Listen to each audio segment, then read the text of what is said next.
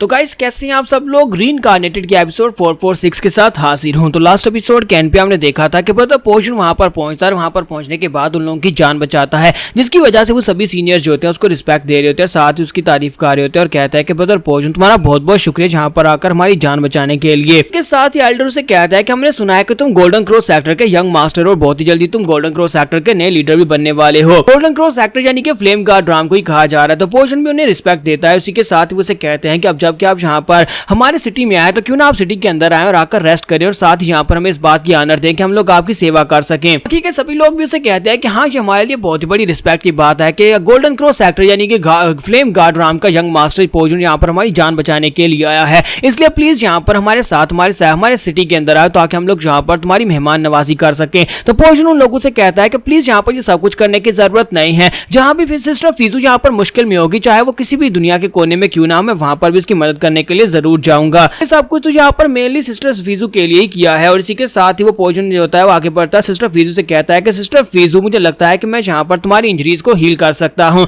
लेकिन मुझे यहाँ पर तुम्हारी मदद करने दो। जबकि फीजू गुस्से के साथ उसे कहते हैं कि नहीं, सबकी जरूरत नहीं है, मुझे यहाँ पर तुम्हारी मदद की जरूरत नहीं है। कि माना शुंची वहां पर खड़ा खड़ा सोच रहा था कि मुझे लगता है कि ये लड़का वाकई में यहाँ पर सिस्टर फीजू के प्यार में पड़ गया है, ये तो यहाँ पर वाकई में इसके ऊपर लाइनें मार रहा है, लेकिन सिस्टर फीजू जो है उसके अंदर इसके लिए कोई भी फीलिंग्स नहीं है, इसे गिव अप कर देना चाहिए। सिस्टर फीजू वाकई में से कह देती है कि नहीं, मुझे यहाँ पर तुम्हारी जरूरत नहीं है और साथ ही उसके सामने एक आइस बैरियर क्रिएट करती है और कहती है कि यहाँ पर मुझसे दूर रहो, मैं यहाँ पर खुद अपने आप को हील कर सकती हूँ, मुझे यहाँ पर तुम्हारी बिल्कुल भी जरूरत नहीं है और मैं नहीं चाहती कोई यहाँ पर मुझे डिस्ट्रैक्ट करे। और क्या तुम्हें जाकर अपनी फ्लेम गार्ड राम के लोगों को नहीं बचाना? क्या वहां पर बेजर्किक बीस्ट ने अटैक नहीं किया? तो वो से कहता है कि फिर फीजू तुम्हें बचाना यहाँ पर मेरे लिए पूरी की पूरी फ्लेम गार्ड राम को बचाने के बराबर है, इसी वजह से मैं यहाँ पर तुम्हें बचाने के लिए आया हूँ।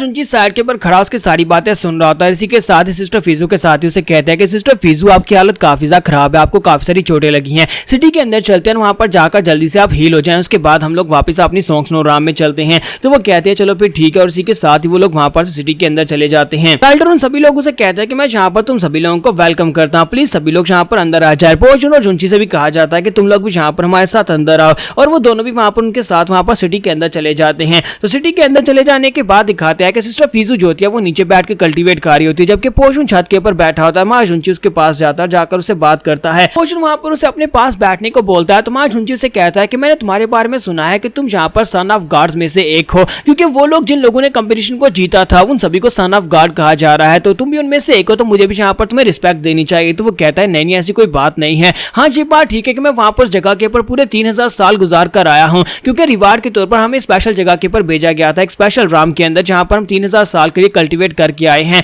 लेकिन असल में बाहर की दुनिया में वो सिर्फ और सिर्फ 3 साल ही थे। तो इसका मतलब यह है कि मेरी उम्र इतनी ज्यादा नहीं है कि तुम यहाँ पर मुझे कोई सीनियर कहना शुरू कर दो। माँ जुंची उसे कहता है लेकिन मुझे यहाँ पर इतना बताया गया था कि जो लोग यहाँ पर गार्ड का स्टेटस हासिल कर लेते हैं वो इस पूरी दुनिया के ऊपर राज कर सकते हैं और साथ ही यहाँ पर इस दुनिया के अंदर जितनी भी स्पिरिट्स हैं वो सभी के सभी उनकी पूजा करेंगी। मुझे लगता है कि इस पूरी दुनिया में सिर्फ और सिर्फ एक ही गार्ड लॉर्ड ऐसा होने वाला है जो कि यहाँ पर सबकी ख्वाहिश नहीं रखता, सिर्फ और सिर्फ एक ही गार्ड लॉर्ड इतना अच्छा इंसान है कि जिसके ऊपर भरोसा किया जा सकता है और मुझे लगता है कि लॉर्ड हुशा वो आप ही हैं। पर सुनने के बाद पोर्शन से कहता है कि तुम तो कुछ ज्यादा मेरी तारीफें किए जा रहे हो, असल में ऐसा बिल्कुल भी नहीं है, लेकिन तुम्हारी बातें सुनने के बाद मुझे यहाँ पर कुछ ज्यादा अजीब लग रहा है, तुम अपना चेहरा नहीं दिखा रहे, लेकिन मुझे तुम्हारी बातें कुछ जानी पहचानी लगती है, ऐसे लगता है कि जैसे मैं तुम्हें जानता हूँ। जुंची से कहता है नहीं ऐसी तो कोई बात नहीं है, मैं तुम्हें पहले नहीं मिला और ना ही हम दोनों एक दूसरे को जानते हैं। और इसी के साथ ही पोर्शन से कहता है कि वाकई में ऐसी बात है, लेकिन मुझे वाकई में लगता है कि मैं यहाँ पर पहले तुमसे कभी मिल चुका हूँ, इसी वजह से मुझे यहाँ पर तुम्हारी बातें भी जानी पहचानी लगती हैं। तुम्हारा जुंची से कहता है नहीं ऐसी कोई बात नहीं है। फिर साथ ही वहां पर टॉपिक को चेंज करने के लिए माँ जुंची से कहता है कि वाकई में तुम यहाँ पर फेरी फीजी को पसंद करते हो?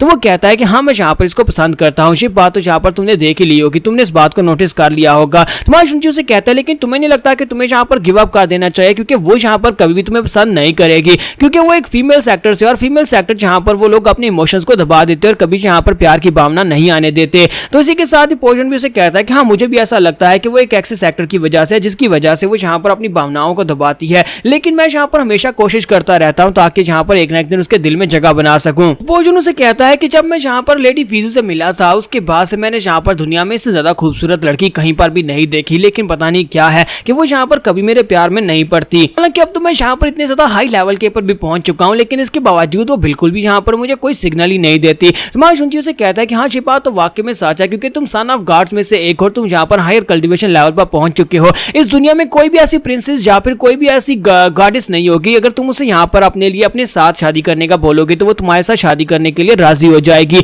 लेकिन मुझे लगता है कि तुम्हें इस लड़की के लिए यहाँ पर गिव अप कर देना चाहिए, क्योंकि ये तो यहाँ पर कभी भी नहीं मानने वाली। क्योंकि ये लड़कियां यहाँ पर आइस फिनिक्स ब्लड को प्रैक्टिस करती हैं। आइस फिनिक्स ब्लड जो है वो यहाँ पर अकेले बहुत ज्यादा पावरफुल होता है। ऊपर से तुम दोनों के एट्रीब्यूट्स भी बहुत ज्यादा डिफरेंट है। उसने आइस को मास्टर किया है जबकि तुम यहाँ पर फायर को मास्टर कर रहे हो। क्या तुम्हें लगता है कि कभी आइस और फायर एक दूसरे के साथ हो सकती है? ऐसा तो बिल्कुल ही पॉसिबल नहीं है। क्यों ना तुम यहाँ पर अपने लिए किसी और लड़की को ढूंढ लो। तो ब्रदर पोर्शन उसे कहता है कि नहीं, मुझे लगता है कि प्यार, सच्चा प्यार जो होता है वो जिंदगी में सिर्फ और सिर्फ एक ही बार होता है, क्योंकि सिर्फ और सिर्फ कोई ऐसी लड़की होती है जो आपकी सोल को छू जाती है। हर कोई लड़की के साथ यहाँ पर प्यार नहीं हो सकता और मुझे भी यहाँ पर सिस्टर फिजू के साथ यही वाला प्यार हो गया है। इसी वजह से मैं चाहकर भी यहाँ पर किसी और लड़की की तरफ आगे नहीं बढ़ सकता। मैं सिर्फ और सिर्फ इसी को हासिल करना चाहता हूँ। इसी के साथ उसी वक्त उसे एक मैसेज मिलता है। तो ब्रदर पोर्शन जो होता है वो जुनची से कहता है कि ब्रदर लिंग जुन, मुझे यहाँ पर अभी भी अपने फादर से एक मैसेज मिला है जिसकी वजह से मुझे गॉड फ्लेम राम में वापस जाना होगा और मैं यहाँ पर से वापस अपने फादर से मिलने के लिए जा रहा हूँ। लेकिन अगर कभी तुम यहाँ पर हमारी फ्लेम गॉड राम में आओ तो प्लीज यहाँ पर मुझसे जरूर आकर मिलना। मैं पूरी तरह से तुम्हें बहुत ही अच्छे से ट्रीट करूंगा। तुम्हारा जुनची से कहता है हाँ क्यों नहीं